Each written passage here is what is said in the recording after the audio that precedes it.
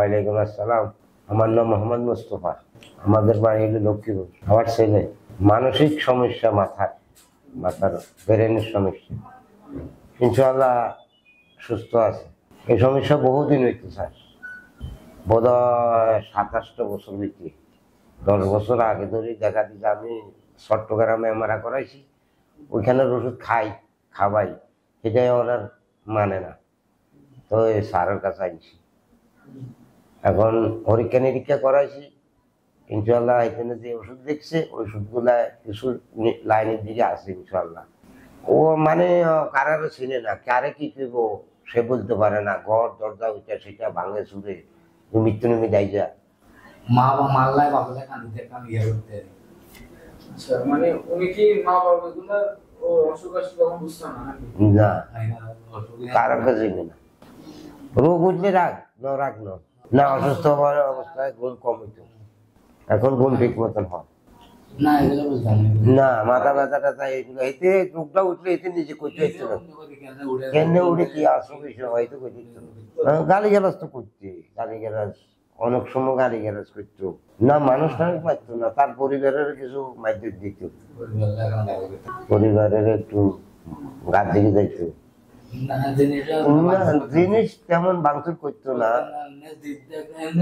ইয়ে করতাম ওই সেখানে যাইলে বাপ মা থেকে চলে আসতাম মনে হইতো। আবার এখানে আসলে কাম বেশি পারি না, তো গিয়ে তো বাড়ি কাম, তো বাড়ি কাম ইয়া তো অপশন করতে না পারি। তো আমি মনে করছি গাড়ি ঘোড়া কম আছে, এনে চলে এলে হাত কাম শিখলে একজন লোক বাতি কাম শিখলে ইয়ে করতে চাইছে। ইয়ার এটা বাতি গেছে বেশিরভাগ ইয়ে লাগে, বেশিরভাগ ইয়ে লাগে। তারপরে এখানে তো বাড়ি গাড়ি ঘোড়া বেশ তারা তো হয়তো পাইতেন, ভয় লাগে, এখন সাহসও দেয় না, সাহসও কম দেয়। অসুস্থ থাকাটা ভয়, এখন ভয় লাগে, পারি না পারি, এখন ইয়ে লাগে। কোনো রাতে ভুলল আর কুয়া করলে করি, কুয়া কথা দাঁত কারণ রাতে দাঁত করে দিলে ডর লাগে, এখন ভয় লাগে। যদি রাতে উড়ে তো খনা থাকবে, তো কুয়াটা এটা করতাম রাতে করবে। রোগটা উঠলে ধরে মুকুর থেকে খুব দুর্গন্ধ আইতো, তার কাছে কিনারে গন্ধ থাকা যাইতো না, মুকুর থেকে দুর্গন্ধ আইতো রোগটা উঠলে। আর না বালা না, এখন তো রোগ উঠে নয়, বাড়িতে আনছি ধরে, বাড়িতে আনছি দিন ওরা মাসের উপরে চলে, ডাক্তার চিকিৎসা চলে না। এখানে আনছি ওইটা আর উঠে না, রোগটা উঠে না।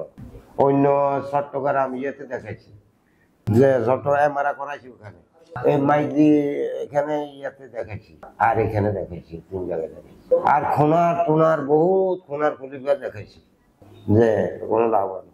স্যার বহু টাকা খরচ হয়েছে আমার এই পর্যন্ত, আমার 3 লাখের উঠেছে এর বেশি না, কোনো লাভ পাইল। এটা তো যেগুলো ডাক্তার ইমাম সাহেব, ইনশাল্লাহ কিছু পরিবর্তন আসছে ইনশাল্লাহ।